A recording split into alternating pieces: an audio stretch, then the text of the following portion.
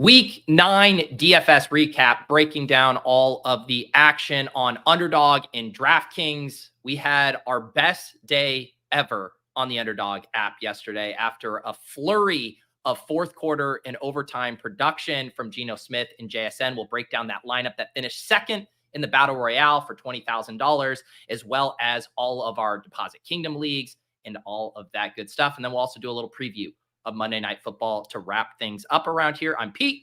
This is the portfolio review. And thank you, JSN, for rewarding my loyalty. I suffer from a debilitating condition known as atropic chalkitis. Peter's one of the greatest depositors I've ever seen. Trust the process. Let's go. Let's go. I got auto matched with Levitan. This is bullshit. If I just go the other way in that 66, I win all the money. All the money. If I had 150 lineups, I'd win too. Process over results. Illuminati make a bitch go crazy. I don't know which one of these my baby. Bust down AP, 35 bullets in your head like KD. Bust it, bitch go bust it. And I had 10 pints with me in Russia. Hey everyone. Hey everyone, indeed. GMs. Yes, we're going to cover the spectrum today. The highs, the lows, the Drake London and Chris Olave stuff, absolutely brutal. I think you can toss AJ Brown in there as well, having to leave the game injured. I was seeing some news on Keon Coleman's wrist. Another kind of bloody Sunday there. We also have some breaking news right now. The Saints fired Dennis Allen, not going to miss him at all. That was quite the meltdown game for them yesterday, losing to the Panthers. Derek Carr getting roasted by Michael Thomas on Twitter after throwing a couple hospital balls out there. So yes, we got a lot of ground to cover. Luckily, we have a good amount of time. And I'll also mention today we normally have ADP chasing directly after this show. That is happening. But it's a bit of sad news. It is the last ADP chasing with Sam Sherman. He has been the host of that show. You guys know him from his work over there at ETR, at Underdog as well. He's stepping away from fantasy content. And so those guys, Davis, Pat, and Sam, will be doing one last ride together of in-season ADP chasing today at 11:45. So hopefully you guys got your schedules cleared and that you guys can hang out and watch some ADP chasing today as well. Let me pour some coffee here and then we'll get rolling.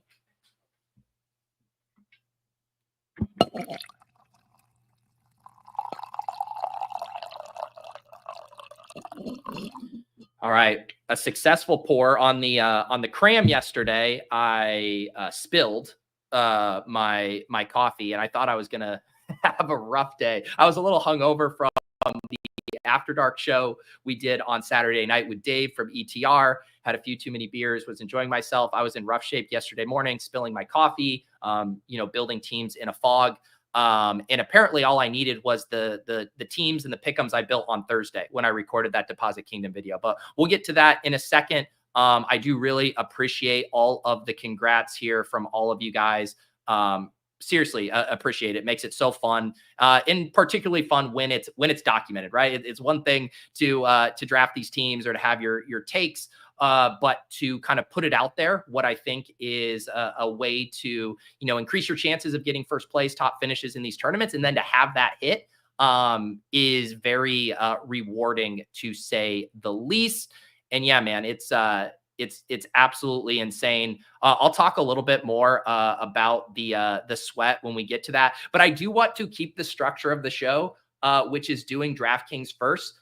We always have to stay humble. I actually had like a break-even day on DraftKings, but man, it still continues to be so hard over there in those DraftKings streets, at least for me. I know our boys over at ETR had a massive day. Leone in the power sweep in the Thunderdome, Dink in the spy. We'll take a look at his lineup. So yeah, there was a lot of sharp plays out there getting home yesterday, and we're going to cover it all here. Yeah, actually, I'll mention this right now at the top because I got a message from Numi about this. So Carp is asking, where are the Week 10 contests? I will read this right from the horse's mouth so I don't mess anything up. because of they're doing scheduled downtime Tuesday morning maintenance. They're not going to have any active daily slates contest Tuesday morning. This means our Week 10 NFL slates weren't posted yesterday, and those contests would normally be posted today. The slates and contests will post once the maintenance is complete and the app is back up on Tuesday. Same goes for all sports and slates that have Tuesday contests. We are also not going to be doing the primetime Palooza slates for tonight/tomorrow. We will have them back on Thursday. So I know a lot of people like getting in those early drafts, but if you're wondering why that's happening, it sounds like it is coinciding with some maintenance going on over on the site. And I think they're using the election. There's no NBA tomorrow either, to just kind of have a period where they're able to do kind of one fell swoop of maintenance. So yes, there is hoops tonight in the lobby, but it sounds like we're not going to have any NFL contests until Tuesday. So yeah, that's a bit of a bummer, but understandable there.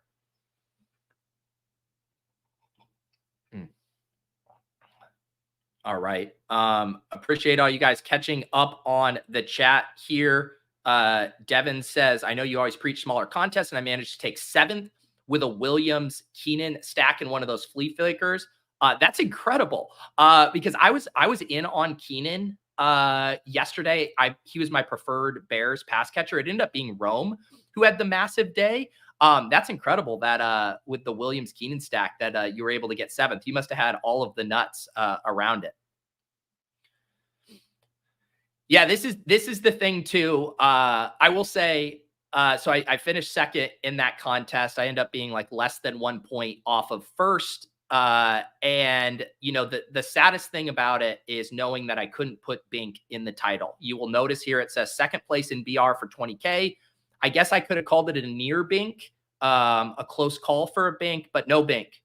No Bink. We did get our 1 Bink earlier this year in DeVon, so we luckily have a Bink under our belt, but yesterday was no Bink. So I know people will come after me if I lie about that, if I try to move the goalposts on what constitutes a Bink. So I know a lot of people are wondering how I would classify this, and it is not a Bink. It is not a Bink. So we will keep chasing that 1st place prize in the BR. Okay. Like I said, let's do DraftKings first. I'm going to keep the structure of the show, even though it would be a lot funner to just go over and talk about underdog contests right now. We're going to get to it all. We got an hour and a half or so today, so we can take a leisurely stroll through all of this stuff.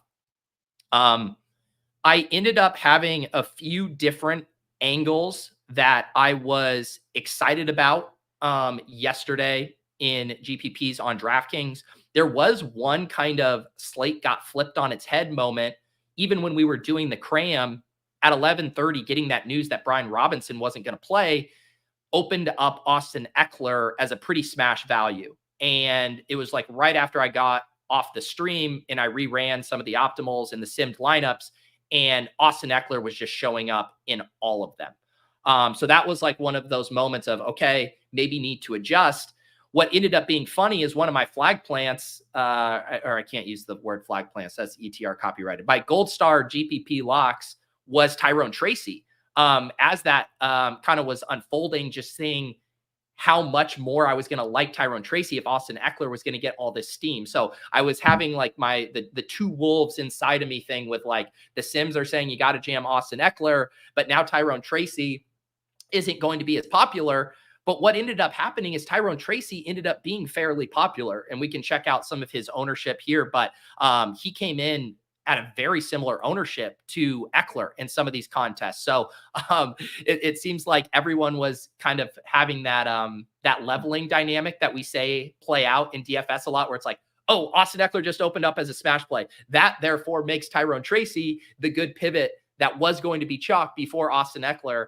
And then they end up just splitting the ownership, and neither of them end up giving you a huge edge per se. I will show you here this first lineup. I did get registered for the SPY this week. This is the 400K SPY, 100K to first. How many entrants in this? This is the 4,444 person contest. So I had a Cousins double stack, Cousins to Darnell Mooney and Drake London. Really liked the ownership percentages I got here. Cousins at 7%. London at 15%, Mooney at 5%. Had Kamara and Eckler in this one, chalk running backs. Had Keon Coleman as kind of a pivot there in the mid-range. A lot of people were going to be playing, Keon Coleman, Jacoby Myers. We're going to be playing Ladd McConkey. Do have Mike Gesicki in here at tight end, and then James Conner at running back. James Conner was a play I liked a good bit. He was projecting super well, but I think people were scared off from that Bears matchup, and just a lot of good running back options yesterday. So he was going to fly under the radar. And then I correlated that with the Cardinals defense. So this team scored 162 points. Basically, the London leaving early was disappointing. It seemed like he was going to drop 25 in this spot after that quick touchdown. I will also just say, and this is like indulging my boomer tendencies a little bit, but Drake London scores that touchdown, gets I think they called it a hip flexor, had like a contusion or whatever, a little pain there in his hip. He did the handstand celebration after that touchdown, and then we didn't see him again. And I'm not saying he aggravated the hip while doing the handstand, but it was just like, that's literally the last moment of Drake London on a football field yesterday, is doing an outrageous handstand, celebration, somersault / handstand. And it was such a blue balls with London too, because then he's on the bike, right? And it's like, once you see the guy on the bike and he's pedaling as hard as he can, looking like fucking Lance Armstrong out there, you're like, oh, good, he's going to come back. He just has to loosen it up. And then you get the notification that he's been downgraded to out. And you're like, what? This guy's doing somersaults and riding the bike like he's in a Barry's boot camp class over here. Like, what the hell's going on? So that was extremely frustrating there. Mooney was a good play. So this lineup was really close. Basically, it's like London doesn't leave early, and I played JSN as the one-off 5K wide receiver instead of Keon Coleman, and then we're really cooking. But feel good about this lineup. And another thing here too is, in a lot of spots previous to using the Sims, and I use the solver, is I would force a bring back if I was hand building this. Like, I would always be like, I want CD on this team, one of the best plays on the slate, or, let me even get like Rico Dowdle in here, or whoever. Like, I would have forced a bring back just naturally if I was hand building. And when I was looking at the Sims for the Falcons stacks, there were just not a lot that were forcing bring backs. It was just kind of piling in on the Falcons as a one-sided bet. So I like how that shook out and didn't end up, kind of hamstringing the lineup with that big CD salary. Let's see the team that won the big spy here. The Trut takes it down 240 points, wins by almost 9 points. And man, I was wondering if I would see any lineups like this. The Justin Herbert stuff. I mean, Geno obviously was a really nice stack, but Justin Herbert, similar price point, has almost 20 points at 1.8% ownership. But the real benefit here is it gets you to Quentin Johnson at 4.4K. 2% 25 burger from QJ here is just a really, really sick score. And then because no quarterbacks like really went nuke yesterday, for 30 plus, you can survive the 20 plus at quarterback if it gets you to the 4.4K wide receiver who drops 25. They play Bijan and Achane, two other very popular running backs. Play Cooper Kupp at 7.8%. We can talk about more Puka Nacua tilt here. Kupp obviously has a nice run out with Puka leaving the game early. You get JSN at 6.1%, drops a 40 ball, absolutely insane. Gesicki drops a 30 ball as the chalk tight end. That's always going to be a tough one to survive. When the 30% owned tight end drops 30, no Gesicki, no money yesterday on DraftKings. And then I love this little mini here of playing Mike Gesicki and Chase Brown. Chase Brown comes in at 48% in this contest. He puts up nearly 30 points. So 60 combined points from Gesicki and Chase Brown at those price points. Basically need to have it scores. And then an interesting thing here, they have the Chargers defense along with Herbert and Quentin Johnston. My guess, this looks like a sim lineup to me. A lot of hand builders would not do Herbert, Quentin Johnston, and Chargers defense, Gesicki and Chase Brown, no bringbacks. This very much looks like one a sim spit out. Very strong lineup there by the Trut. 2 weeks straight, the uber cheap QB has been the way to go. Minshew notwithstanding. Yes, I will show it to you. I believe I have it in the Deposit Kingdom. I had a Minshew team. I was one of those idiots that wanted to roll out the vomit stack of Minshew with Myers and Brock Bowers. Actually, is it this one over here? No, this is my Geno team. I'll show you the Minshew one in a second. This is another team I had in the 50K red zone. So this is the single entry $50 contest. This was the smaller one, 1,136 entries. This team min cashed as well. It was a Geno Smith double stack. Geno Smith to JSN and Tyler Lockett. But this one had a few fatal mistakes. It had me, IK being off of the Eckler to Tyrone Tracy.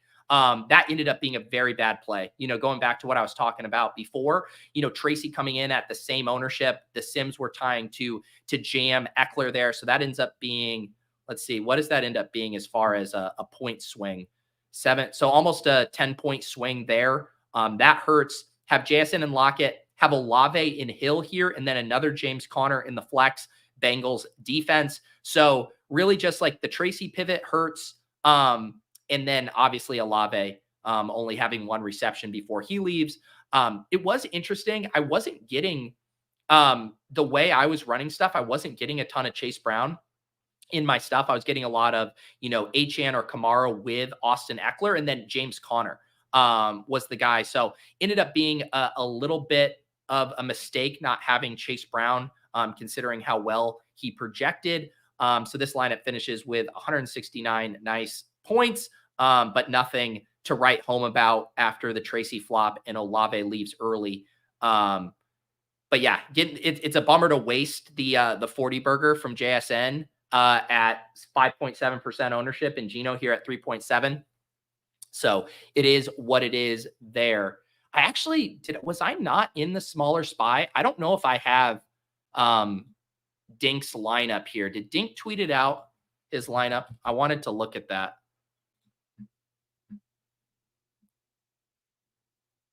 All right. Dink's too humble to tweet out his line. Oh no, here it is. ETR tweeted it out. Okay, so here was Dink, or this was in the 3-entry face mask. He won the spy too. I guess he had the same lineup in these various ones. So this was the Geno Smith, the JSN and Lockett that I had. I did not have Gesicki though. And this one had Eckler, Derrick Henry, and Kamara. Pretty sick to get Henry, Kamara in the same lineup. Jacoby Myers and Gesicki as a little mini correlation in that game, and good chalk. Eckler and then Cardinals defense there. So it looks like the better version of my team here. So this was how you took it down. I did like the Taysom Hill stuff. I wanted a good bit of him this week at 3,800, but the 16 points on a lot of these tight end slates this year would have been like a score you would have been doing cartwheels about, but not on a slate where Mike Gesicki scores 12 more points than him, or 14 more points.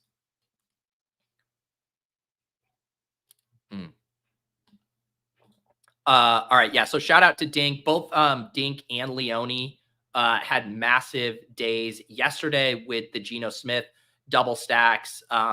ETR was higher on market, or higher than the market on Geno stuff. And we talked about it on the cram, right? Where their ownership projections are largely influenced by the algorithm. Geno Smith is showing up in this percent of optimals. Generally, ownership tracks that.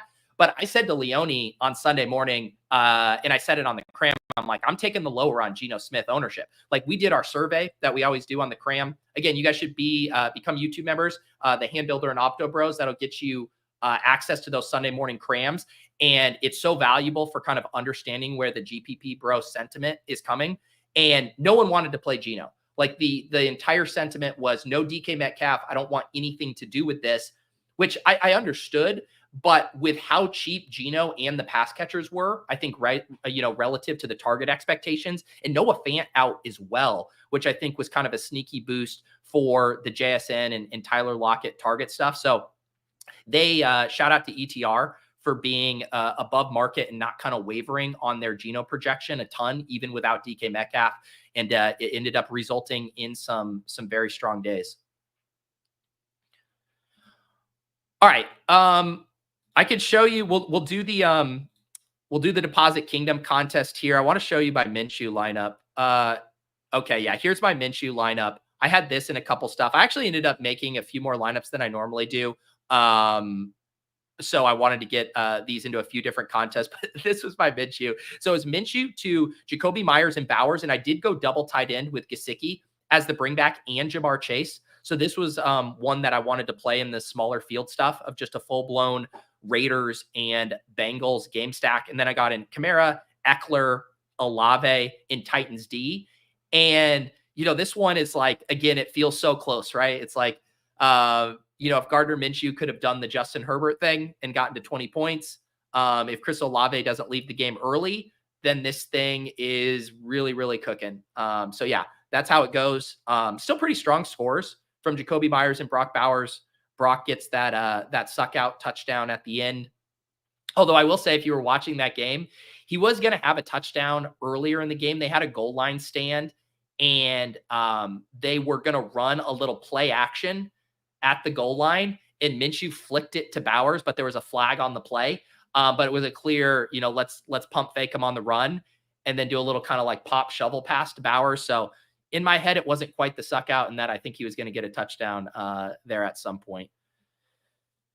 The other team I had in here was Geno, and then my worst team of the day. This was a hand build one. I like to let the Sims take the steering wheel on some, but every once in a while, I just got an IKB a spot. I did like the Jordan Love stuff. That ended up being wrong. I was wrong for different reasons than everyone else didn't want to play the game. I was not worried about the weather in this game. I really don't think the weather was a big deterrent as far as the overall game environment and the scoring. But Jordan Love's injury definitely was. He had that pass at, was it the end of the half to Jaden Reed, or was it to Wicks? I forget who it was. He couldn't even jog down the field to try to spike the ball and get an extra possession there. So he was really hobbled. That groin was giving him fits. And this game just never took off from a game stack perspective. But I had a Jordan Love to Jaden Reed and Christian Watson.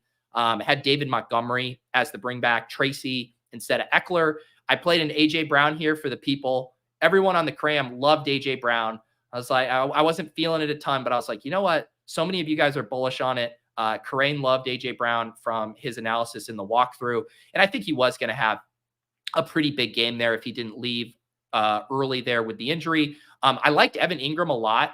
I mentioned him on the cram when we were going through the tight end slate. I thought his projected ownership and kind of volume boost with Christian Kirk out of the lineup against an Eagles team who has been vulnerable over the middle. I really liked the setup for him on DraftKings, and I wasn't drafting him on Underdog. He kind of fell in a trap range in those drafts where I thought he was going to be essentially overdrafted. And then you're not getting the PPR scam that you are on DraftKings. So I tried to get some Evan Ingram exposure here. 11.5 points, had a ton of targets. But just doesn't have the monster day because the Jags are awful. And then this was a double tight end lineup here with Taysom Hill. And then, Snowflake Giants defense here at 2,300. But yeah, this is a lesson in what happens when Pete hand builds a lineup and doesn't check the robots to let him know if he's making a bad team. It scores 93 points. So big W for the Sims, big L for IKB Pete. All right, let's see our winners here in the Deposit Kingdom tournament. I'm going to take a sip of coffee, catch up on the chat here as well.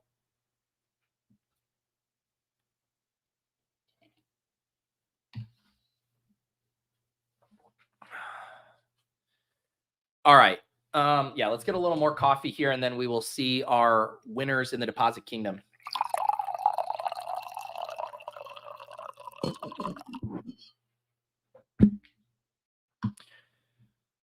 All right, our first place, Jay Young 3 here took it down with 214 points. Had a Lamar Jackson. Love that. He was $8K, really expensive, hard to fit.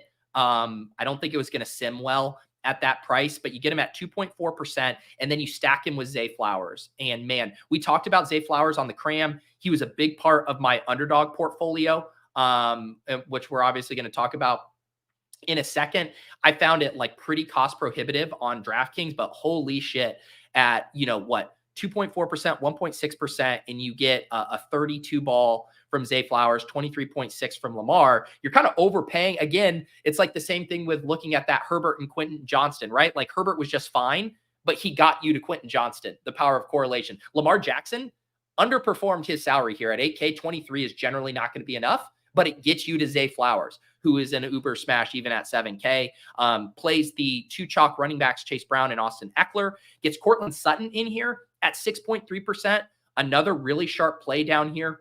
We have just seen Baltimore get absolutely lit up by opposing wide receivers. It's every single week. At least one wide receiver gets home against Baltimore in a big way. So I like that play at 5.4K. Jakobi Meyers and Mike Gesicki, a little mini correlation there that we saw showing up in a ton of optimals. And then Bijan in the flex. Pretty impressive that with the Lamar, with the Zay, still able to get Bijan, but really kind of sidestepping the expensive wide receiver tier. Obviously no CD. You avoid the landmines with Drake London and Chris Olave. And sometimes that's how the week goes, right? Like that happens in Battle Royale, where sometimes there's just landmines based on ADP. And if you have a build that, can elegantly sidestep, what were they, the mid 6K guys, the London and Olave, and you're going up to 7K and down into the 5s, that can put you on a roster that is live. So shout out to Jay Young here. Really nice lineup. This is a fun one here. So Zeke DK 3013. This is my editor for the Deposit Kingdom videos.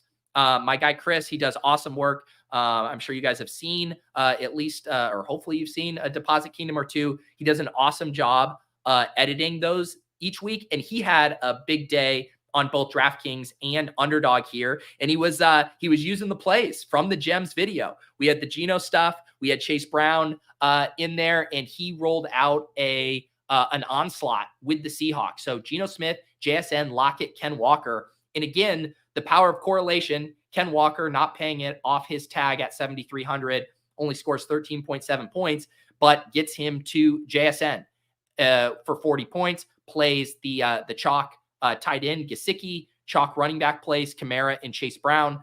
Like I love this style lineup. You make a bet on a single offense. You don't need every part of the onslaught to hit. You just need to get, one or two of the really outsized scores, and then you can jam the chalk around it. He plays Ladd McConkey at 5,600. I believe would he have won here if he had Jakobi Meyers at 18.1. What is that? Sorry, I'm needling you, Chris, here, doing a little math. 21.5. Yeah, so he wins this tournament if he has Jakobi there instead of Ladd. But just an awesome team here from Chris. Really good stuff. And then I love seeing Jason up here as well. OG Mans fan, as you guys know him in the chat. I think I saw him in the chat earlier. I literally have a photo with Jason. Like his username is very accurate. Quite literally maybe the first or second original Mans fan back when we first started. We actually got to meet up in Pittsburgh one year. I mean, this had to have been like 6-7 years ago when I was doing some poker stuff as Mans there with Poker Night in America, and he swung by. So always love seeing Jason up here at the top of the leaderboard. Super sharp DFS player here, and he rolled out a Bo Nix to Sutton stack, had Derrick Henry as the bring back there, Alvin Kamara, Chase Brown at running back, London, Tillman, and Cardinals. So again, nothing super fancy here other than a contrarian skinny stack. Kamara, Brown, London, Tillman, Gesicki, Henry was contrarian. It was just this stack. The Knicks to Sutton with the Henry bring back, all really low ownership, sub 7% on all of those pieces, and then just jammed the rest of the plays in. I will say 6,700 Drake London, who was projecting really, really well. And again, I'm separating what happened just from like a pure ownership versus projection. Him coming in at 11% in this contest feels light. And maybe that's kind of the Deposit Kingdom crew galaxy braining ourselves off of like chalk. Let me see what was he in the SPY? Yeah, so he was 15.4% in the SPY, which feels a little bit better to me. Just interesting that in our contest, he was only 10%. I think that's very light for how good he was projecting and just how good that game environment was.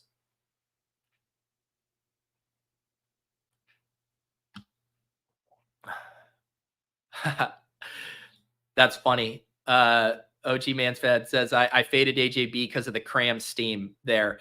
Yeah, it's I think it is one of the most valuable things from the cram slate. And it's not to say like the crew in there who are watching those videos, who are consuming a ton of content, looking at optimizers, looking at sims. It is a very sharp cohort of drafters, but it also gives you a really good indication of what people are going to be doing in the red zone and the SPY. And I think the red zone and the SPY are some of the toughest contests on DraftKings. I think the Millie Maker, because you get way more phone shitter bros just firing lineups into there, are is an easier contest. Obviously, it's hard to realize your expected value in a contest that big, but way more dead lineups and bad lineups. And then on the other side, in the uber high stakes, you often get either whales who are just punting it off and like to have a sweat, or you get guys who are running a single lineup across all of their high stakes contests because they don't want to manually tweak it based on contest size. And I'm speaking obviously in generalities. There are crushers who play at all levels, but I do think it's interesting that, and this kind of plays out on Underdog too, where it sometimes feels like the puppy drafts are even like tougher than the Best Ball Mania drafts, just because the people who are piling into those are the people who draft a ton, who consume a ton of content. So this is just a way to say, I think the cram in our crew, it's going to give you a very good indication on ownership in those mid-stakes contests, in the SPY, in the red zone, maybe up to like the power sweep, that $50 to $150 range, because that's what the majority of us are playing. Let's see here in fourth place, we got Equin Suoka. Apologies if I butchered that. Here's our first sighting of a Geno lineup at the top. Geno to Jaxon Smith-Njigba and Lockett has that Myers Gesicki mini correlation. Kamara and Chase Brown, Kyron Williams, Giants. So this is very similar again to all of these lineups, right? These lineups have a theme. It's a contrarian stack, a contrarian angle, and then jamming the best plays. 20% Kamara, 47% Chase Brown, 18% Myers, 32% Gesicki, 20% Kyron. Even takes a 0 here at defense, but a nice lineup there.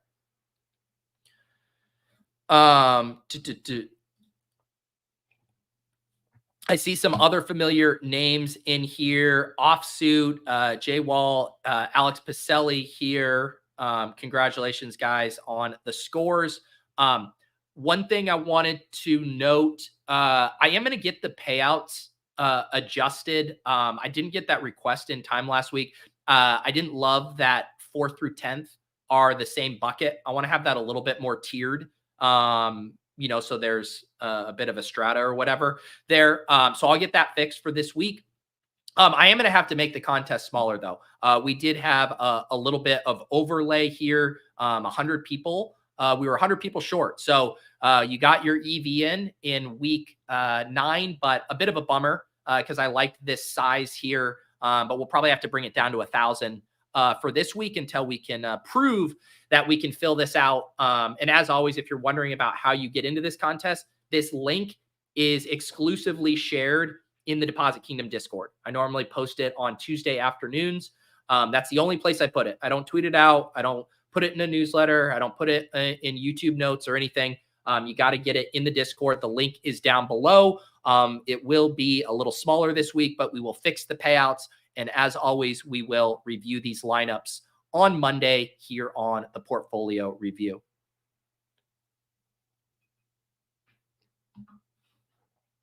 GMs, have we rebranded to the Withdrawal Kingdom yet? we haven't. Here's the thing. I haven't actually withdrawn yet. Let's head over to Underdog now, and we can start right with the good stuff with this lineup here. that was a near shipper, a near bink, just to give you guys an illustration of all it taking is one lineup. That second place, that second place was a $20,000 hit. I won $20,651 yesterday. So if I don't have, like, if that game doesn't go to overtime, this says like $700 in winnings. And I think I had about $1,900 in play. Because I maxed out DeVon, fullback dive. I had 15 entries in the Dawg Bowl. So I was going to have a losing day if not for that one lineup. And you can look at my exposures on the day. Drake London, a whiff at 31%. My most drafted player there. Taysom Hill, a good scroll down, but got lapped by Gesicki and then didn't separate enough from like the McBride Bowers guys to make as big of a difference. Tyreek Hill, a whiff relative to some of the other scores. Kamara, a hit. Malik Neighbors, complete whiff. Kenneth Walker, complete whiff. CeeDee Lamb, complete whiff. David Njoku, complete whiff. Like almost all my exposures were whiffs. But I had the one lineup that came together in the perfect way. And that not only salvaged my day, but gave me the best day I've had on the year. Finished in second place with 149.12 points. Had Geno Smith to Jaxon Smith-Njigba stack, Alvin Kamara, Derrick Henry, Brock Bowers, and then you'll notice Zay Flowers here. So Zay Flowers was not on this team when I drafted it. This team was drafted on Thursday while recording the Deposit Kingdom video, and it had DK Metcalf on it. If I click this button here, you can see it. I drafted the Geno double stack. This was when I thought DK was going to play. But one of the things about the Q-Tag game on Underdog is you're never in hot water if a 5th round Q-Tag guy doesn't go, because there's plenty of good swaps. And where I got very fortunate is I had Zay Flowers high up in my ranks. I had, multiple scroll down guys that I was getting a lot of. James Conner and Zay Flowers were the two. And it's interesting, if this was a 3 wide receiver team, I would have gotten swapped to James Conner instead, because I had James Conner higher than Zay Flowers in my ranks. But because I had already used my 2 running back slots here, Kamara and Henry, it had to be a swap to a wide receiver. Zay Flowers was the highest in my ranks and who was the highest available in this specific draft room. So it got swapped here, and we got 149.12 points. So I know I give you guys the hard sell on these Deposit Kingdom videos. I did it. It was after I won DeVon, and I gave a hard sell. And I said, guys, you got to go subscribe to these videos. I feel like not enough people are watching them relative to the amount of work, the amount of time, the amount of money that are going into these videos each week. And it was really cool to see a bunch of you have a smash day with these plays. Our 5 gems this week, and I'm going to show you here because we drafted this winning team on stream. Our gems were Geno, James Conner, Jacoby Myers, Tyreek Hill, and Chase Brown. The Chase Brown was before Zach Moss was ruled out. I was actually kind of bummed when that happened because he was no longer like a gem. We can look at Battle Royale or the database here to see how often he was drafted. I'm actually curious what he ended up coming in at as far as his draft percentage. So yeah, he ended up being 50% drafted. Had Zach Moss not been ruled out, I think he would have been sub 20% for sure. You can compare him to, say, someone like James Conner, who wasn't steamy and who was a gem. He was down here at 23% drafted, which is, where I generally want to be for my gems. I try to get them in, sub 20%. And I almost did Zay Flowers as my gem, but he was pacing to be like 35, 40%. I want to see what he ended up at. Yeah, 35%. So he just barely missed kind of my arbitrary cutoff there of trying to get you guys who are sub 20%. So I went with Jacoby Myers instead. He ended up being really low here at 4.6%. So I just want to show you guys this because it is crazy. I drafted 100 teams in this Battle Royale contest last week. I could have just stopped after my second team. I drafted my first team on the Portfolio Review show a week ago today on Monday. That's when I drafted my first Battle Royale team, and I drafted my second Battle Royale team on this stream here. If you guys want to check it out, I do have the timestamps here, the Geno double stacks. So we're not going to watch this whole thing, but I just want to show you guys just how insane it is that this team was drafted on stream. And it was funny too, because last week, my best team in Battle Royale was drafted on the Deposit Kingdom video. It was the double scroll to Ladd McConkey and Kyle Pitts. So I need to just start doing way more of what I do in these videos. Apparently my initial gut reaction is the best, but you can see here we had the Geno doubles. And so right away I put Geno, DK Metcalf, and JSN in my queue because I knew I was going to finish this draft like this. And then the other thing that happened in this draft that was unique is when I was at 1.5, I was able to get Kamara. And then you see Derrick Henry's ownership here, or sorry, ADP is 6.4. The turn drafter took Bijan, and let's see who else they ended up taking. But they ended up letting DK Metcalf slide by. They go Jalen Hurts, which was a weird pick there. I mean, I guess not egregious. Jalen Hurts was a very strong play, but just ADP wise was a pull up, and that allowed me to get Kamara and Derrick Henry. And so one thing I talked about before, and I've talked about in these videos, is when you get an ADP faller combination at the top of these drafts, you hop on it because it means that combo is going to be slightly less frequent than the other round 1-2 pairing. So an example of this would be if we look at Derrick Henry and Bijan Robinson, right, who are more correlated with the 6-7 turn. You can see here, and again, shout out as always to my guy, Patrick Donovan, bbmdb.com, the best site for hawking, sweating, and reviewing your best ball contests, both Best Ball Mania and now Battle Royale. Not a paid ad. PD doesn't pay me. I just love his product, and we'll always shout it out here. But you can see Derrick Henry, Bijan were on 834 teams together. Now, if we compare that to Kamara, who had an earlier ADP, we're down here to 644 teams. So I know that doesn't seem like a huge difference, but not competing against 200 other teams there ends up going a long way. So another note to kind of scoop up those ADP values at the top when you get them. But yeah, so I ended up having, let's see here. I'll show you guys how many JSN teams I had.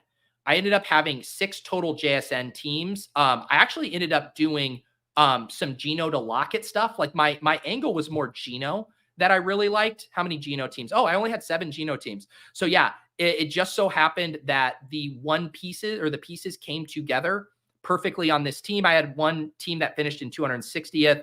That was a Geno, JSN Cup, Henry, Bijan, and McBride. Like another strong lineup here. But again, you see how perfect you have to be with these pieces. And if we look at the overall Geno, Jaxon Smith-Njigba combo, it was only on 130 teams.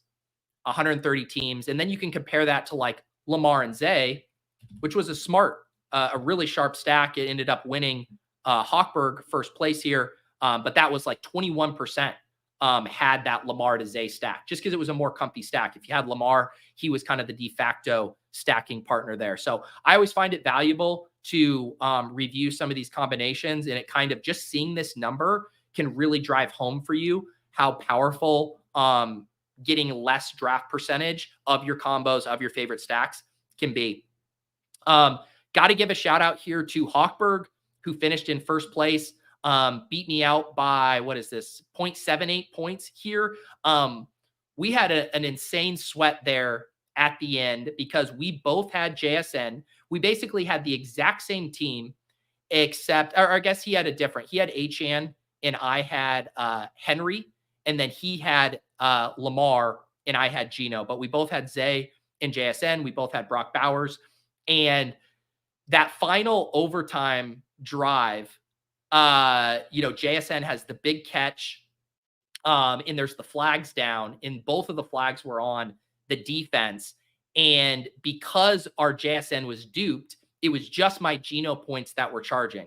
So after that play, I'm sitting there and I'm basically just like, man, what do I need? I need less than 25 yards passing from from Gino. I think if my math's right, I needed about 17 to 20 yards there or whatever to eclipse him. I was hoping for anything to result in a touchdown. Gino throwing a touchdown obviously would have shipped it.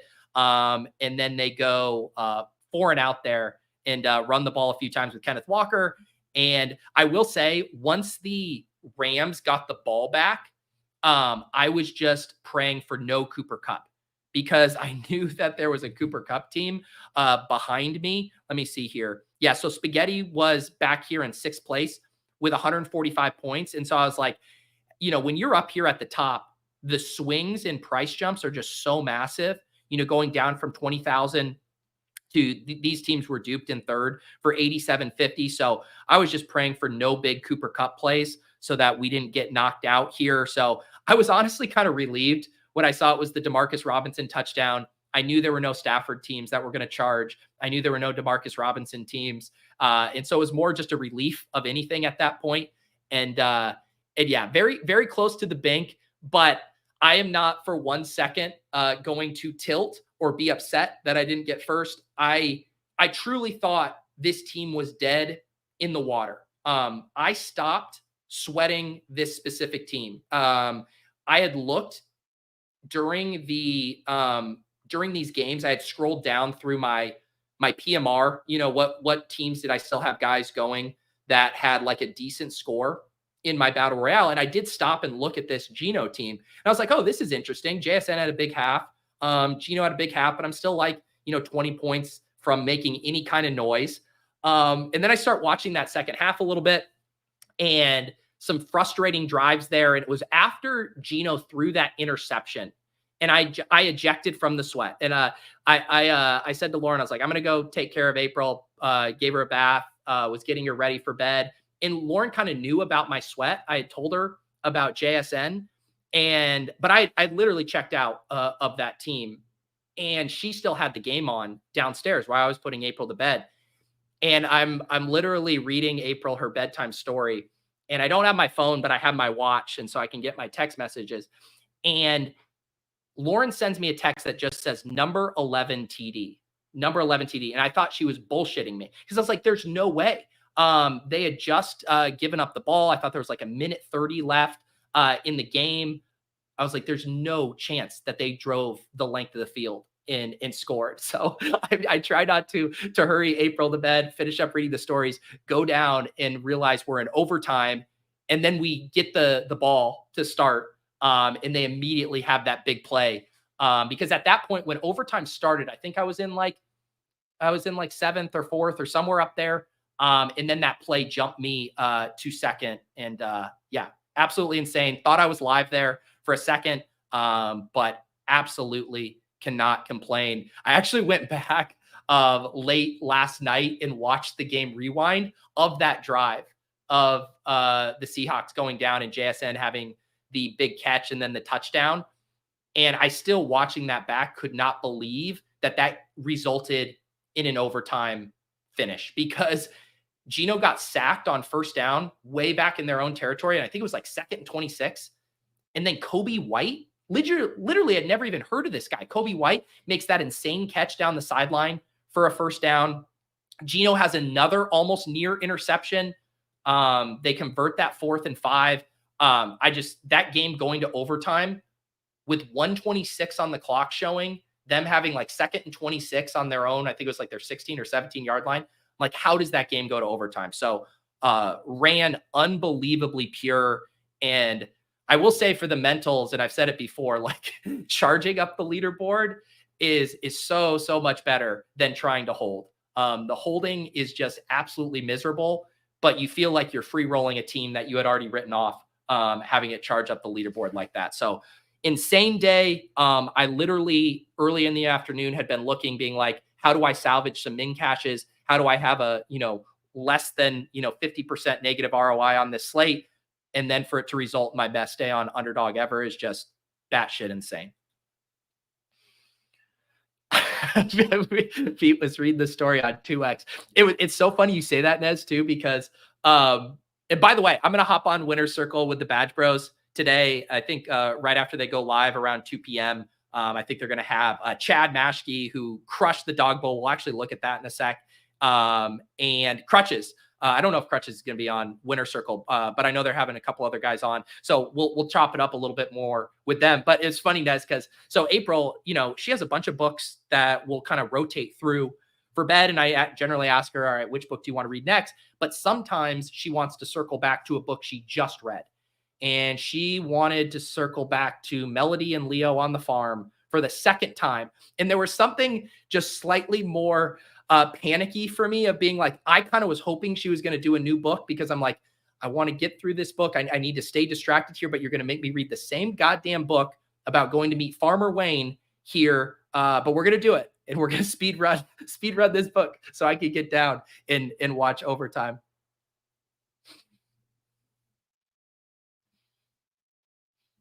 Yeah, I know. And I try not to do this, the what if stuff. Like I think back. So that brutal interception that that Geno threw, like just right into the defender there on kind of like that screenplay in the red zone. I mean, that 1 point would have gone a long way yesterday, but I'm just trying not to do it. Like this, it's house money. I refuse to tilt. But just objectively talking about JSN, just an absolute insane game. And this is what we had always wanted for JSN. Matt Harmon had the next gen chart this morning. Let me see if I can find it. Yeah, look at this stat here for JSN. In week 9, he had 3 of 5. He was 3 of 5 on 20 plus air yard targets, 99 yards. In weeks 1 through 8, he was 0 for 5 on 20 plus air yard targets, 0 games with multiple deep receptions. And, Harmon here mentioning that he never understood with his profile coming out of college why he was being pigeonholed into all the short area stuff. We saw it with Waldron. We've seen it to a little bit lesser of extent this year with McDonald, but still not quite to what we saw in week 9. And you can look at this chart. I mean, this is the alpha route tree chart here. Every route, every depth of the field, all sides, just really encouraging usage there from JSN. And just nice to see that he's capable of a game like this, because we were starting to wonder, is he capable of a game like this? And DK Metcalf still clearly the alpha on this offense, but for JSN to be able to step up and do this in his absence and take advantage of this good matchup was encouraging for a JSN slappy like myself.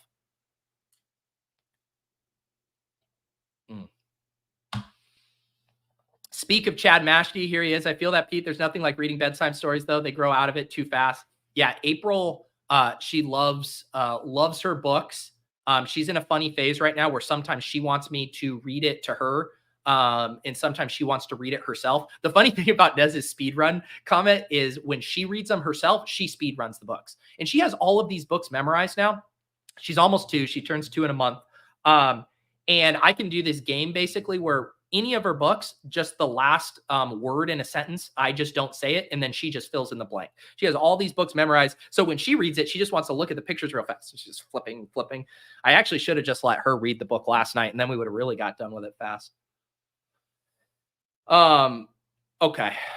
Yeah, actually, I want to pull up the Dawg Bowl. My big Dawg Bowl stand this week was a ton of Jordan Love double stacks. I think I had like 8 Jordan Love double stacks.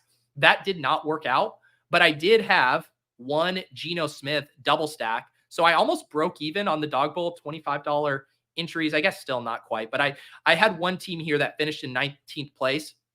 It's pretty sad, but I think this is my best Dawg Bowl finish. I've been very bad at the Dawg Bowl. I'm not good at the 12-person drafts. I think I know the things I need to do to be better, but I just don't devote enough time to it to actually improve my game. And I'm not in there with all of the crushers early in the week. So I am a donator in the Dawg Bowl typically, but this just goes to show you what a tough slate it was yesterday with how high the scores were. So this was my Dawg Bowl team, had the Geno to JSN and Lockett, had Kamara and Chase Brown and Brock Bowers. And I believe this team was duped actually. Yeah. I had seen this AWE, who already punched a Dawg Bowl seat. He had the exact same team as me. And it kind of makes sense because Kamara, Brock Bowers, and Chase Brown were kind of correlated by ADP on that front side of the board. You go Kamara early round 1, Brock Bowers late round 2, Chase Brown early round 3. And then you're coming back around and you're like, oh, fuck it. I'll set up a Geno double stack with no DK Metcalf this week. So we were duped there, but you really needed to have Gesicki and you really needed to have Zay Flowers, at least one of those guys, if not both. As you can see here from Chad, absolute monster here, 1-2 podium finish, has a Burrow to Gesicki with Barkley, Achane, Zay Flowers, and Tillman. And then the other one was a naked Burrow, or sorry, not naked, Burrow to Chase Brown, just no wide receiver there, with Barkley, JSN, Mooney, and Bowers. So this one you were able to get away with not having Gesicki if you had JSN. So yeah, maybe that was you needed to have two of Flowers, JSN, or Gesicki, and Krutches had all three of them. Krutches had all three, but the 12.2 from Kenneth Walker here was just keeping him from being up here, but it doesn't matter. It does not matter because the top three qualify. All you have to do is get up here in the money. And shout out to Krutches. So Krutches had a wild day of sweating yesterday because, as a lot of you heard, he was in a head-to-head runoff contest from last week's Dawg Bowl, where him and Hot as Sauce had the exact same team finish in third. And so the rules stipulated that they had to do a head-to-head contest. We actually streamed it on After Dark on Saturday. Dave was on, and then Krutches came on and shared the draft board. It was super fun watching that unfold. Hot as Sauce, congratulations to him, ended up winning that head-to-head. So he wins the ticket from week 8, and then Krutches wins the seat on his own in week 9. So head-to-head for rolls, and then it's like, well, who needs the rolls if you're just going to punch a ticket otherwise? So shout out there. Some guys up here who are really close always have to lament and give these guys their shine because it's so hard to get this close. You know, GPNGC, I know I see him in the Deposit Kingdom Discord, just 0.21 points off of it with Lamar team here that had McLaurin, JSN, Gesicki, Barkley, and Chuba. Rocket Sauce up here as well had the Geno double stack with Gesicki, Chase Brown, and Derrick Henry. And then I Am the Sims had two teams up here, a Jalen Hurts, Henry, Connor, JSN, Mooney, Gesicki, and a Lamar, Kyron, Dobbins, Zay, JSN, Gesicki. So just sick shit, man. Like hitting on Flowers, JSN, Gesicki, and Lamar, and it's like, God, I mean, how do you be more perfect than that? So tough luck here in these Dawg Bowl streets. Brutal contest as far as what bubbling it means, but congratulations to everyone, and specifically Chad and Krutches on their tickets here.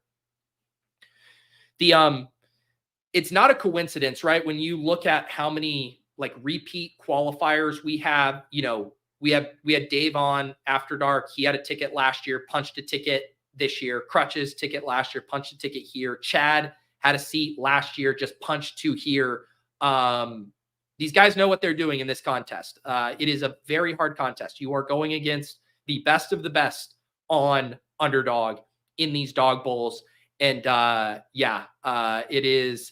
it's the funnest contest on the site, though. And that's what's so cruel about it. It's the most fun to draft. It's also the most competitive. And just a couple more weeks here to qualify.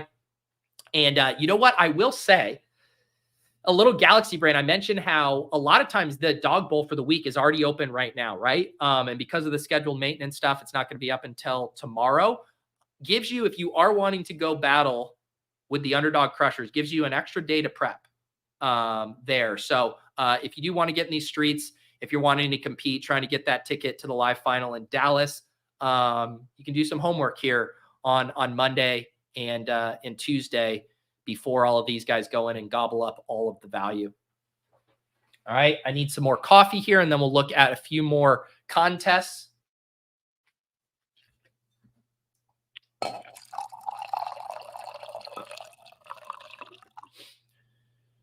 Let's see here. What do we want to look at? Let's look at the Deposit Kingdom Weekly League here. Shout out to Chalupa Batman. Chalupa Batman 32 takes it down here with a Lamar Jackson to Zay Flowers stack.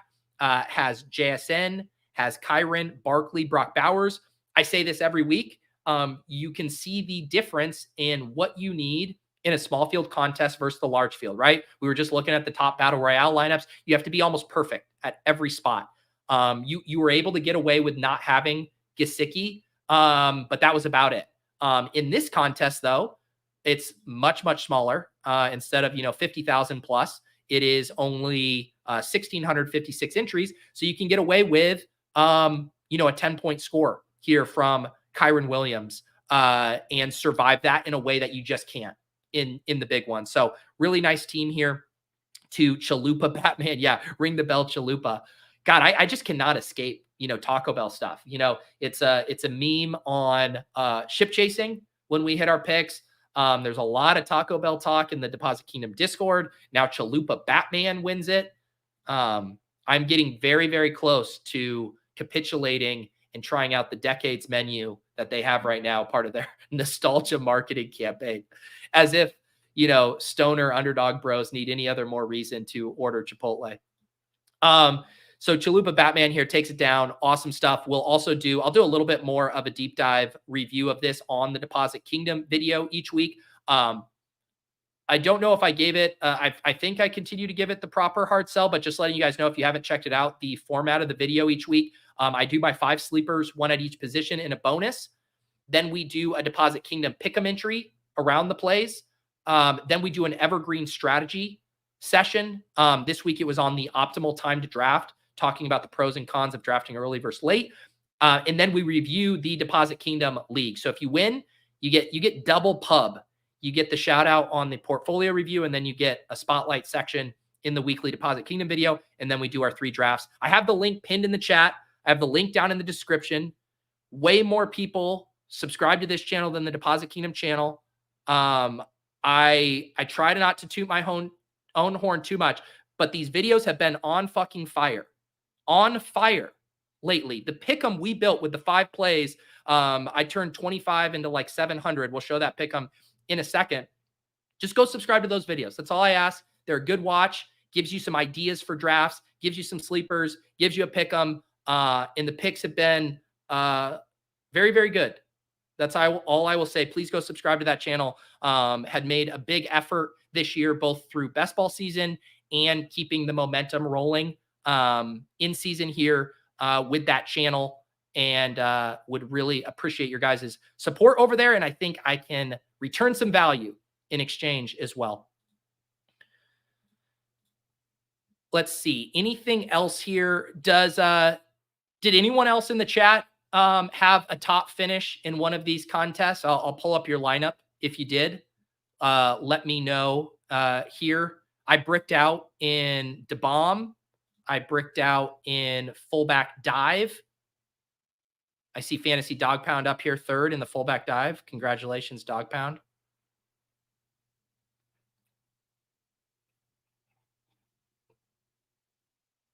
Did John Boy win the Wildcat? John Boy, I did see that team up there early in the day. I think the Geno stuff just came on too hot with JSN needing to be optimal. But yeah, let me see that team John Boy had, because it was a wagon early. But yeah, it slid down here. Yeah, let's see.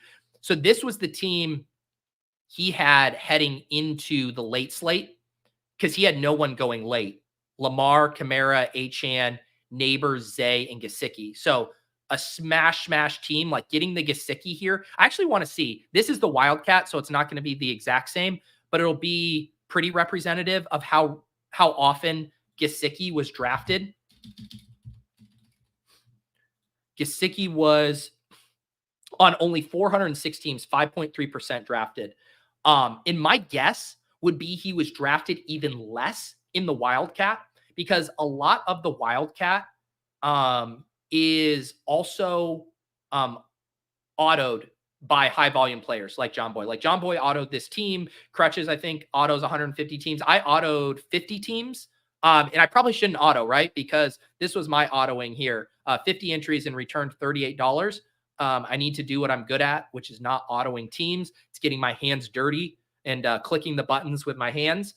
But my point is when you're autoing, it's a lot harder to have a Mike Gesicki pushed up in the ranks enough. You know, it's a lot easier to get on the scroll plays. So JBB is a sick bastard who moved Gesicki up in a batch of automated ranks that he ran. So he ran a batch with Mike Gesicki as probably like his tight end 4, tight end 5 in his ranks on that batch, and got a team with him on there. Maybe he can confirm my hypothesizing there. But yeah, what was my point?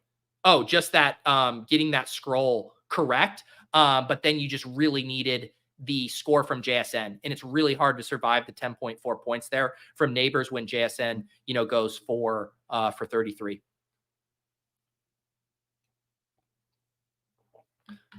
All right, here we go. All right, Drap. Okay, yeah, you got 4th in BR, although you were duped, right? You were duped, so we can't celebrate that. Congratulations, by the way, Drap.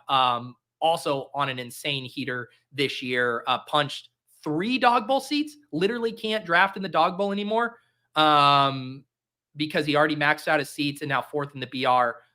Good shit. Let's check out Chewy here. Got 1st in the cover 4. Good shit, Chewy. This was a contest that I want to say hasn't been up in the lobby in previous weeks. 4 entry max, $10 entry, 1,000 to first. Really small tournament. Again, I can't emphasize this enough, and I know this is me coming off a week where I banked in the $5, but if you're trying to grow your bankroll, if you're trying to realize your edge, your ROI quicker, instead of putting 8 extra entries into the big BR, go put 4 entries into this cover 4. 900 entries is a very small contest, good price point.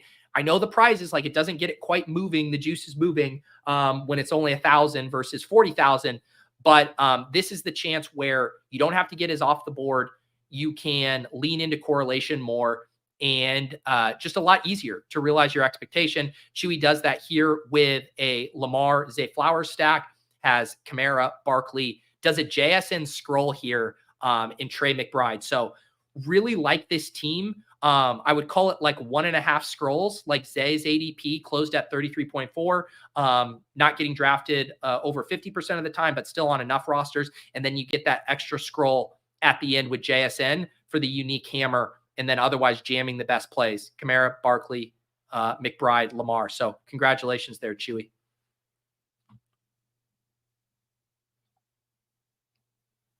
Yeah, and again, this has kind of been the story of my year. Like, the way I kind of think about my portfolio, right, is like, I almost want to kick myself. I'm like, man, you were on the Geno stuff. Like, why didn't you have Geno doubles in DeVon, in the fullback dive? And maybe I need to revisit how I think about this, but I generally think those plays are just slightly too thin. Essentially having 3 scrolls, like a Geno JSN Lockett is like 3 scrolls. I think you're probably sacrificing too much projection for uniqueness in that small of a contest. Like the bomb is only 400. And so my portfolio ends up being kind of like polarized, where I'm either going to have a really good day in the small field stuff, or I'm going to have a good day or a shot at something in the big stuff. And that's exactly how it panned out. The week I won the bomb with the Baker doubles, I didn't have a good week in BR because that was drafted a little bit more frequently. It was the Godwin week, and he was a very popular pick. He was getting stacked with Baker a decent bit. And so that's how I kind of think about my portfolio. And I'm going to have days like yesterday, right, where my overall exposures were bad. Like, my top plays that I was concentrated on, I was never going to have like a huge day across all of my entries, just the way my ranks were set up, who I was heavy on. But then saying, like, how do I get my Galaxy Brain takes off? How do I get my Galaxy Brain scrolls off with a Geno to JSN? Well, that's in the Battle Royale. That's where you're rewarded for going off the board more, because when you hit, you're going against so few entries. So just a little note on how I like to think about my teams relative to the contest size I'm playing in. Also, make sure you guys are playing the Badge Bros Brawl. Very fun contest here, and it's one of the more unique ones on the slate. Another small contest, but it's only 3 person instead of 6 person. So 18 players drafted instead of 36, which of course, and this was by design, adds some really interesting scrolling down, because everyone can have a super team if they want. Everyone can have a top 3 QB, a top 3 tight end.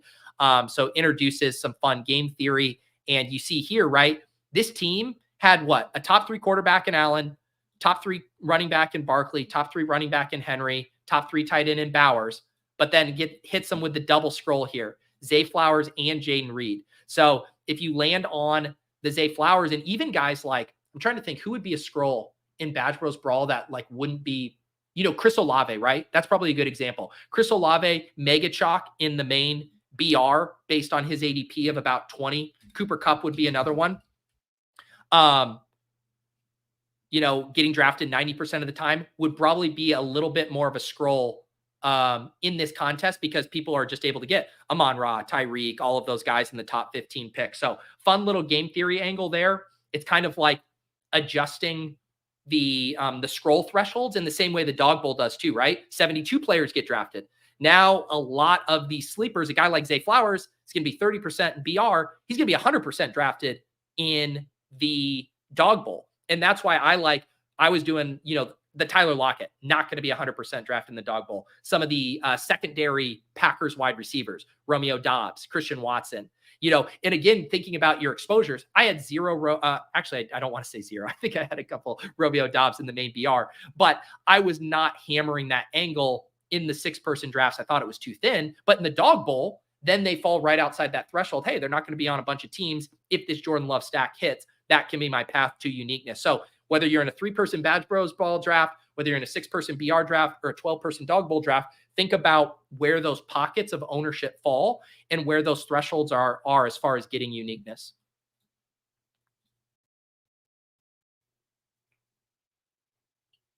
I saw you up there, Schmohawks, sitting in 1st and 2nd in the Dawg Bowl. I saw your name up there and thought of you. I was rooting for you there. Mike, you got 6th in the Deposit Kingdom. Nice. Everyone should only auto draft. Yeah. It is. I will say my favorite part of auto drafting is when the gladiator stuff hits. So partly because I've been doing hoops now too. I got my numbers up. So I got like a nice little stimmy last week with the gladiator program because I got up to a different tier. I should remind you guys, I'm going to pull a screenshot because they send you a weekly email based on how many drafts you've done. So I will pull this up real quick just so you guys can see. So this week I got to gold tier and I haven't been getting to 500 NFL drafts. My volume generally settles between like 175 to 250 NFL drafts. But now that I've started playing hoops, I was able to get up to the gold tier. So gold tier, which is 199 drafts, gets you 30% rake back. And again, it's not 30% on your overall entry fees. Everyone in the world would be playing Underdog if that was the case. It's 30% on the rake for each contest. So to make things simple, say that the contest has $1 rake on the entry. If you were gold tier, they would give you 30 cents back for that entry. So it doesn't seem like a lot in a small sample, but if you're doing hundreds and hundreds of drafts and you're able to get up to these other tiers, it starts to be a pretty meaningful amount there. So if you guys are tracking your entries, definitely make sure, like if you're at 49 entries, make sure you do one more entry. It is extremely plus EV to get from 49 to 50. It's extremely plus EV to get from 99 drafts to 100 drafts, from 499 drafts to 500 drafts. So that's a good thing to check there because it starts to add up if you're playing volume and you're getting an extra 10 percentage points on your rake back here.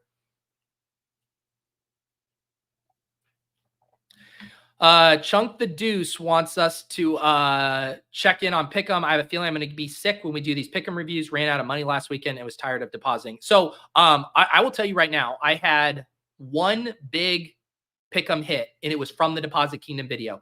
I'm not kidding you guys. If I would have just, all I needed to do last week was record that video on Thursday, get that Pick 'em in, draft that one team, and then log out.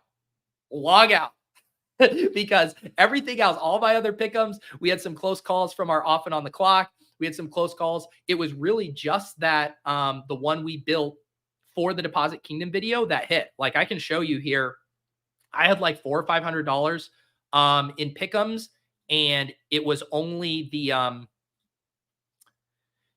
Deposit Kingdom one that hit. So this was the one from the video. And again, if you guys aren't familiar with the Deposit Kingdom video, what I do is I take my 5 gems and I put them in a pick'em entry. And the thought is this, right? Like sometimes you're directionally accurate. The picks you like do well. Jakobi Meyers is the best example of this. They do well enough to hit their pick 'em line, but they don't smash to win you a tournament. The goal of the video is to put these guys in a tournament and for them to smash. But sometimes you're just like, right, that they have an above average game and it's not good enough. So the pick 'em is meant to capture those scenarios where they don't win you a tournament, but they still have a good game. And so our pick 'em hit yesterday with all 5. We had Chase Brown higher than 57.5 rushing yards. The other nice thing about this, we got some good CLV on the Chase Brown. Someone can remind me in the chat what his rushing yard line closed at. But when I locked this in on Thursday afternoon, this was with Zach Moss still likely to play. So we got some CLV there. I did Jakobi Meyers higher than 50.5 receiving yards. And then I got like, normally I like to just do yardage ones. And I don't get too much into the spice, but I did do the Taysom Hill touchdown because that was the thesis of the play. Like if you're playing Taysom Hill, if he's going supernova, wrecking the slate, he's scoring a touchdown or 2. So we tossed that in. We did James Conner higher than 16.5 rushing attempts. That was kind of like the thesis of that play for me too. Like I could have done yards, I could have done fantasy points, but it was just James Conner is getting so much work right now that I wanted to go with the rushing attempts. He got to 18. And then Geno Smith higher than 255.5 passing yards. And what's funny too is on this one, we got bad CLV because this was locked in with me assuming, and I think the market assuming that DK Metcalf was going to play. When DK Metcalf got ruled out, this dropped down to, I want to say it was like 235 at closing. So like a 20-yard swing, which is a pretty big chunk. And of course he gets there. The overtime helps. Those big plays help. He gets to 332 passing yards. So yeah, I had put 25 on this and I'm in champion. So it goes into a pool. But yeah, ended up cashing out for nearly $700 there on that $25 entry. So yeah, make sure you guys are subscribed to the Deposit Kingdom video. We had Chase Brown, Geno stacks for the BR hits, and then hitting on the pick'em as well. Second time we've had a sweep. It was the week I won the bomb. That week, the pick'em from the video fully hit there for a 20x, and then this week. So I realize I'm putting a lot of pressure on myself for the week 10 edition here after I continue to give the hard sell, but I feel confident in the process here. So we'll try to keep that rolling. I missed this comment from before, but it was a super chat. I want to make sure I always shout out you super chatters here. Nick says, was in first for most of the PM games in the main BR. Such a helpless feeling watching the Rams unable to salt the game away. Ended in 8th. Still don't think Barkley fumbled. Yeah, that was a weird one on the replay. Congrats on the score. Thank you, Nick, and congrats to you as well. I've said it before. The skill in this game is getting the shots on goal, getting the top 20, the top 10, and then you just got to get lucky, right? You got to get lucky that a game goes to overtime. You got to get lucky that a fumble isn't a fumble. You know, all of those little margins, that's where the luck comes in.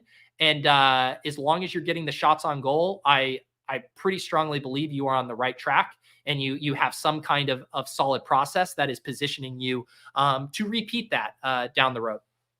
So congratulations, Nick. But yeah, no, it was a bloodbath for me on pick'ems otherwise yesterday. I'm trying to think even if there's anything interesting here. I had one other little one here. This one reminded me, I want to do some more stuff with targets. Hunter Henry, higher 5. I think I saw this in the Discord. Someone shared this one. What was our off and on the clock core was so close. Jalen Waddle was the only one. We had Bijan higher rushing yards. Gesicki, this was my favorite one of the day. And it kind of made me wish that I would have just put this in everything. I even included it in the Fantasy Life newsletter. Our newsletter was sponsored by Underdog yesterday.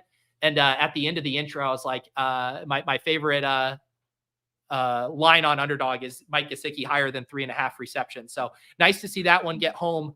Waddle couldn't quite get there for us. Now I'm down into my NBA ones here.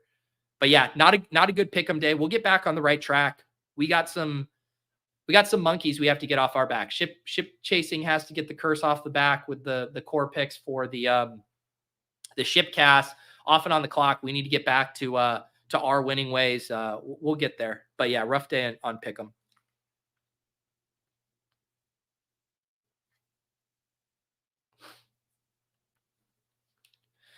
Rahul, going back to the Gladiator, how do you get to 1,500 plus drafts? Doesn't seem like there are 10x contests that allow you to max. It's multi-sport athletes. So you go over here, Monday Night Hoops. It's going to be people who put in 150 here. Buzzer beater, there's another 20. Then there is a secondary contest for the late slate tonight. There's another 150 entries. This is all just on one night. So literally right here, if you are a Hoops maxer, you're going to probably be able to get to what? 500, 600, 700. That's just on Monday. So it's actually the time commitment is hard, but there are definitely enough contests to get to 500 if you're a multi-sport draft league, specifically NBA. And this goes back to the auto thing. Why do you think so many people auto? One, because it's just an insane time commitment to hand draft 1,500. And if you have a good auto process, if you have good ranks, if you know how to adjust your ranks, so you're not just getting the same team over and over, so you're not duping yourself, it is possible. Again, that skill set is not in my personal wheelhouse. I like dabbling with it in the Wildcat to see if I can kind of get exposures in teams that I like through my ranks, but it is not my strength. I would say to everyone to stick to your strengths, what that is. But just to address this, it is possible to get to 1,500 drafts. Okay.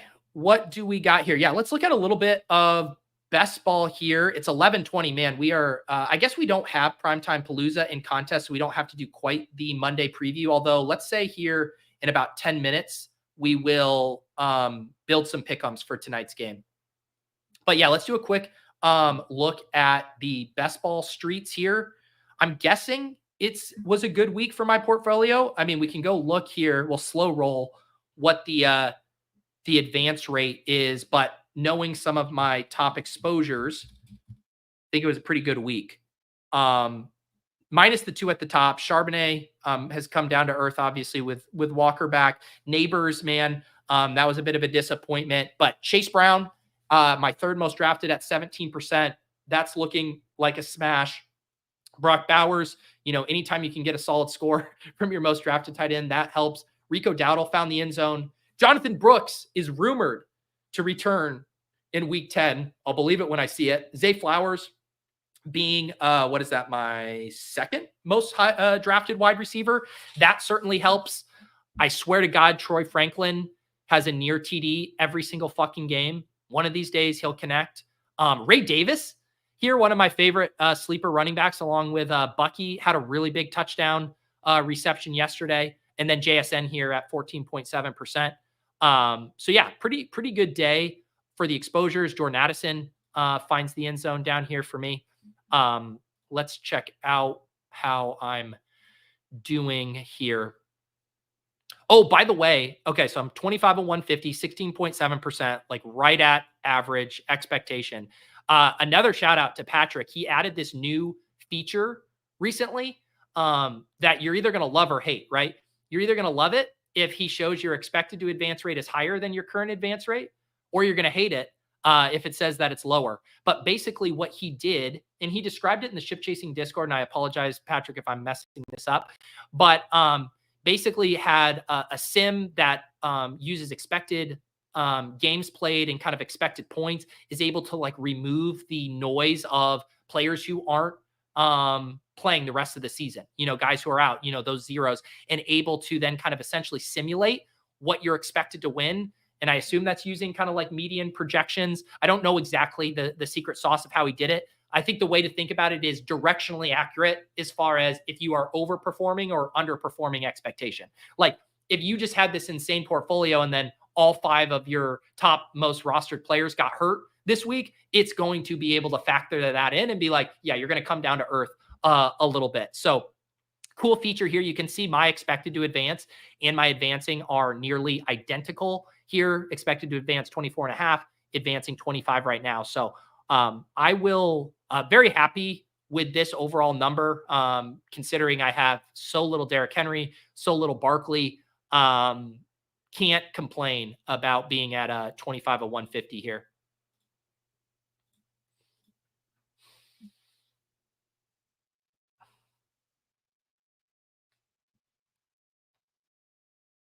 Filter for lineups without Pacheco, Diggs, Godwin, Rice, Shaheed, Kirk, and Ayuk. Sure. Yeah, this is one of the fun things that you can do on here. You can basically go and build out what part of your portfolio is not taking any zeros.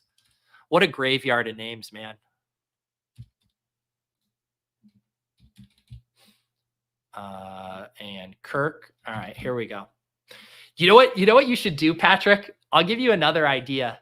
So you know how like on Underdog, if you go into the Pick 'em thing, they'll have like their featured one. They'll have like a theme for it. It'll be like superstar wide receivers, and it'll be like 3 guys, Justin Jefferson, Tyreek, and Amon-Ra to go over 100 yards.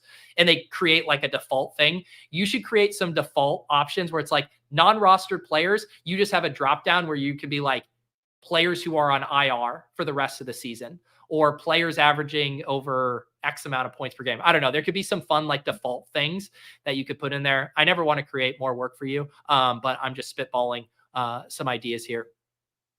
So if I get rid of these, so I have 15. So that's super interesting, right? 15 of my 25 teams that are advancing don't have a single landmine, which again makes sense. Like this is a game of staying healthy, running pure, not taking zeros way more than it is anything else. So makes sense that a good chunk of my portfolio has avoided those landmines. I want to see what's I mean, the Derrick Henry and Barkley advance rates just have to be getting astronomical at this point. Oh, I don't want to look at mine. How am I not advancing a Derrick Henry team? It's like I capitulate 5 times. I draft 5 measly Derrick Henry shares, and I can't advance a single one of them. I think it's the same with Barkley, too. I think I only have 3 Barkley shares. Okay, I'm finally advancing one of my Barkley shares. Hallelujah. I did want to just see what the overall advance rates are for these teams. Derrick Henry is nearing a 50% advance rate. 48.9%, 50% advance rate. My God. Barkley has to be right around there too. 38%. And I guess it makes sense, right? Like Derrick Henry was a little cheaper. Like some people were getting some pretty insane prices on Henry, I think at the 3-4 turn at times, whereas Barkley was still kind of costing more of a premium in most drafts. But still, what do we think the combined advance rate if you have a Henry Barkley team? I'm gonna guess this is like a 70% advance rate if you have both of these guys on it. 74.8%. Nuts. If you just started your drafts with this one simple trick of drafting Saquon Barkley in round 2 and Derrick Henry in round 3, you would be advancing 75% of your teams. I feel disgusted. All right. Let's oh yeah, I want to check in on Guillotine real quick, see what is going down in the Deposit Kingdom. Guillotine League, I of course got bounced from the Deposit Kingdom League a few weeks back. Let's see how I'm doing. Oh, I am crushing in my other 2 though, finishing in first place in both of my other ones this week with some fab to spare. So, but in the Deposit Kingdom, the one that we review here, I am long gone, but I have committed to doing this segment, and I will continue to put on a brave face and do it. All right, so let's check this out. Who is hanging on? Holy cow, Andrew went nuts this week, 169 points, had the Burrow, wow, Dobbins, Eckler, McLaurin. I was so slow. I went to look for Eckler on the waiver wire in these Guillotine leagues on Sunday morning. He was already long gone. I was like, yeah, I'm always going to get beaten to the punch on the waiver wire in these. So in last place, let's do it by projected.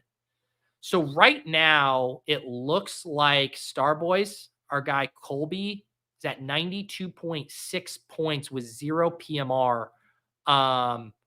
And the chosen Deezer is the one that has to hunt him down. So Devin has Baker Mayfield going and is down, what is that, 14 points? 14 points. So he needs Baker Mayfield to get 14 plus. That could honestly be a sweat. On the road at KC, KC's defense has been tough. Baker now doesn't have Godwin. I think this will be a legit sweat tonight. Nana Pete is only a few points back. and has Hunt and Kelsey, should easily move ahead of Starboy. So yeah, this is Baker versus Starboys tonight. 14 point. Who do you got? I kind of think Starboys holds. I don't know. I don't know if I'm feeling that bullish on Baker.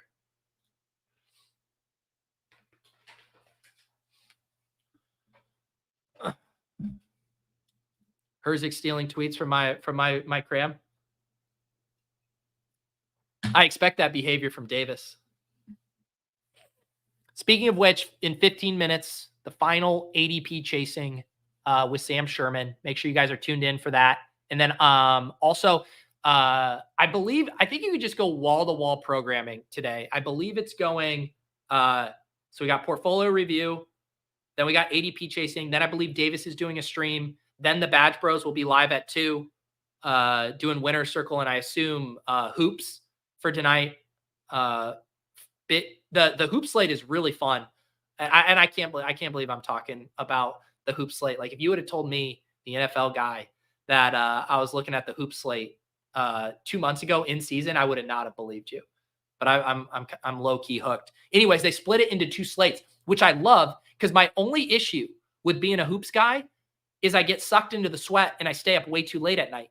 As an East Coast dad in a hoop sweater, it's probably the worst combination imaginable.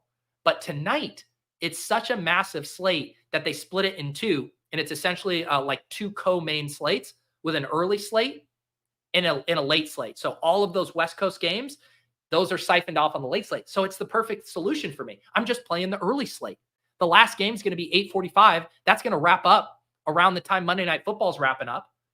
And then I don't have to get roped into staying up until 1 a.m. to see if DeAndre Ayton can get an extra rebound.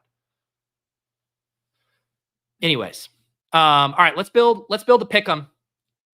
Let's build a pick 'em here. I will admit I have not looked at anything on for this slate yet. I do like to pull up the Fantasy Life pick 'em tool to give me a quick screener here of what is in here. Can't recommend getting the Fantasy Life Plus subscription. There's so much awesome stuff in here, including the full utilization suite. Such a big part of like my early week process, being able to go through and look at some of these trends for how stuff is shaking out. And then of course I love this pick'em entry builder. And if you're doing hoops, they got NBA projections. They get early NBA projections up there as well. I've started to use those when I want to draft first thing in the morning. So Fantasy Life Plus, you can get 20% off with promo code Pete. Really good bang for your buck when you consider all of the different projections, sports, tools. Fantasy Life really upped its game this year. All right, let's do some crowdsourcing too as I look at some of these numbers. You guys have been spot on with some of your Monday calls here. It looks like we like some of the lowers for the Bucks. Jalen McMillan, lower receiving yards. So Fantasy Life has it at 30.5. Underdog has it at 39.5. Kareem Hunt, lower receiving yards. Mecole Hardman, higher receiving yards. Carson Steele, higher rushing yards. Noah Gray, higher receiving yards. Bucky, higher receiving yards. Xavier Worthy, higher, both receiving and rushing receiving. I kind of like that. Let's actually look at, speaking of tools, let me just quickly check out the DVP stuff at Fantasy Life. And I just kind of want to see how these defenses have been performing. So this will be quarterback DVP. So yeah, the Bucks are giving up the 3rd most fantasy points per game to opposing quarterbacks. So maybe good news for a Mahomes bounce back. And then the Chiefs have been opposite. They're nails against opposing quarterbacks, allowing it's like what, the 7th or 8th least points. So looking good for Mahomes, bad for Baker. Let's see how it's looking for the running backs. The Chiefs are the best team against opposing running backs. Makes me think there could be some fun angle here of like maybe taking some rushing lowers, but maybe taking some of Rachaad White passing hires. We saw that script. Was it last Monday night? The one where Rachaad White scored 2 touchdowns. I don't even remember who was playing that game, but they got down Was it against the Eagles? But yeah, Rachaad White had multiple touchdowns because they just have him on the field a ton when they're trailing and they can't run the ball. So I kind of like Rachaad White stuff with how stout Kansas City is there. And then the Bucs are just middle of the road against running backs, so nothing scary there. Let's check out receivers. Yes, Baltimore. That was the game I was trying to remember. Thank you. Wide receivers, the Chiefs, again, number one. This Chiefs defense is trouble. Don't want to be playing Bucs wide receivers. I do kind of then like that Jalen McMillan lower there. And then where are the Bucs? Bucs are middle of the pack, so nothing scary there. And then let's just check the tight end DVP as well. All right, so the Chiefs are actually, if the Chiefs have one weakness here, they're 10th worst against tight ends. So maybe if we want to play something with a negative game script for the Bucs, but not with the passing game or Baker, maybe Cade Otton is how we go. And then let's see here. Where are the Bucs against tight ends? Why can't I find them? Why I feel like I'm going. Oh, there they are. They're 12th. So they're not nothing great against tight ends as well. About just slightly below middle of the pack here at 12. So Kelsey stuff could be fine. All right, let me check out historical anomalies. Always has a good read on this stuff. Baker pass completions or attempts have been good most of the year. Not sure if they will reduce volume against a good Chiefs defense and wide receivers hurt. Yeah. What's he at here? 34.5 passing attempts. It's tough, right? Because they're going to have a hard time throwing the ball. They're going to have a hard time running the ball. Yeah, but you're right. 36, 45, 50 in recent games. I do like the Otton stuff. Do we have an Otton targets? Otton targets. Wow. Yeah. He set at 0.79 higher on 4.5 receptions. Targets is really what I would like to do for him. I'm trying to think the best way to play the Otton stuff. I mean, these past few weeks, look at these targets, 10 and 10, and he's had 8 and 9. I kind of like the Otton stuff. Chris, we just looked at the DVP, and they're by far the weakest against tight ends. They're below average against tight ends for fantasy boost. Much better against the run and against wide receivers. Longest reception, 19.5 feels like a big number for a plotting tight end. Man, why can't I have targets? Like I want like a 7-target line or an 8-target line that we can take higher on here. Could play something with first quarter receiving yards. Do we have a first half? 26.5. Do we like that a little bit better? Although what you're really hoping for is kind of that negative game script. All right, we're going to circle back to the Cade thing. I do like the idea of Rachaad White receiving. What do we have here? 3.5. Let's do this again. I love this one. I believe this one, he's been at 5, 6, and 3. When they get negative game scripts, he's catching balls. I think that's my favorite one so far. Corey likes the Worthy or D-Hop tutties. Yeah, I like those too. Small 2-legger with not many great feeling plays. Yeah, I think so. We could do a core, and then we could do an expanded one. Let me quickly look at the Chiefs wide receiver usage here. Let's just look over like the past 2 weeks. So Xavier Worthy's underlying peripherals are really strong, up to 74% of the, or so in these past 2 weeks, he's been at 77% of the routes, 28% target per route one, 27% of the targets. People kind of anticipating the Hopkins boost. Yeah, I could see that. I think I do like the Xavier stuff the best. I think if I'm building a core, let's save the touchdown for an expanded one. Let's just play Xavier Worthy more than 39.5 rushing receiving yards. That seems really good to me. You know what we could actually do? Do we just toggle? Do we just slide him? I mean, if Xavier Worthy's hitting, he's so often hitting for the big play. I say we take him up to 1.47. I guess the question is if he gets over 49.5 receiving yards, is he getting, how often is he scoring a touchdown? But I do like that But man, I actually just think the safest thing with his end arounds, let's in this one just do the 39.5. I feel really good about Xavier Worthy getting to 39.5.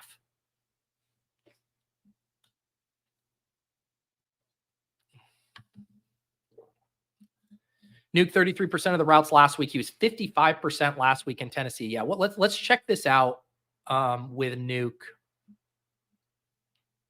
44.5 receiving yards, 3.5. So they're expecting him to get 4 receptions. Kelsey target. Do they have Kelsey targets up? 8.5 targets. How do we feel about that? He's been at 10, 5, and 12. And we just said the Bucks are, I do really like, I've been wanting to do more of the target stuff. Yeah, the Bucks are middle of the pack. Fantasy point here. Actually, let's see the target boost here. Ooh, look at this. Oh, that's the Chiefs. So the Chiefs give the highest target boost to opposing tight ends. This is what's also fun about the DVP tool. You can sort it by fantasy points allowed, fantasy boost, targets per route run boost. Man, can they give us Cade Otton targets? Just flag that away. If they give us Cade Otton targets, and then the Bucks are just middle of the pack. They're kind of neutral. Do you know what I kind of want to do? These are my 2 favorite. I'm just going to lock in a bigger one on these 2.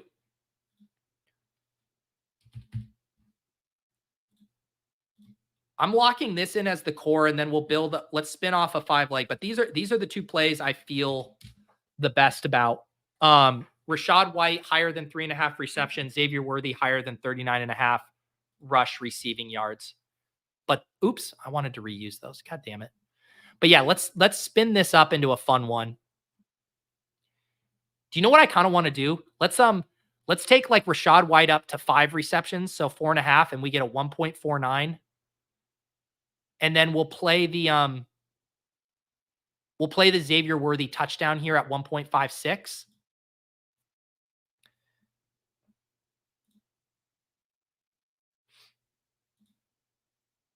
I think I won't do Nuke Tutty just because I did Xavier Worthy. But if you guys want to do, if we like this passing game angle, do we think Mahomes finally throws for 250 yards? They're just so ruthless on the ground that I don't really want to deal with people like Hunt rushing yards. 62.5. What did we say that the Bucks have been?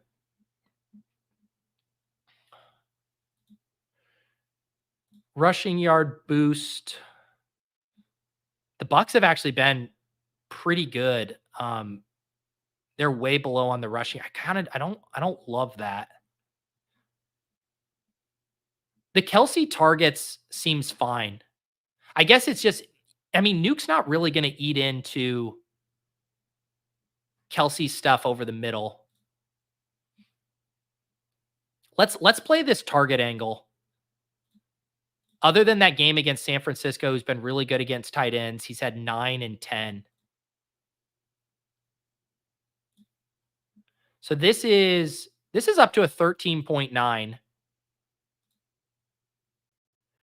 Yeah, if we do the Kareem Hunt stuff, I think I would rather do carries than yards. So what's the attempts at? 16.5 rushing attempts, and we're getting 1.06. And he's been at 27, 22, 21.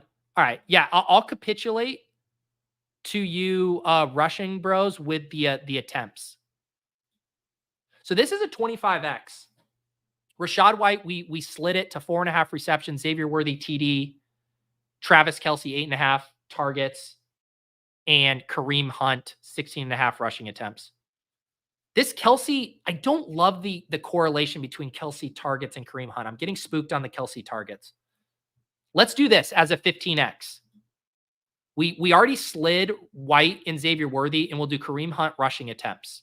I think this is the one. This is nearly a 15x here.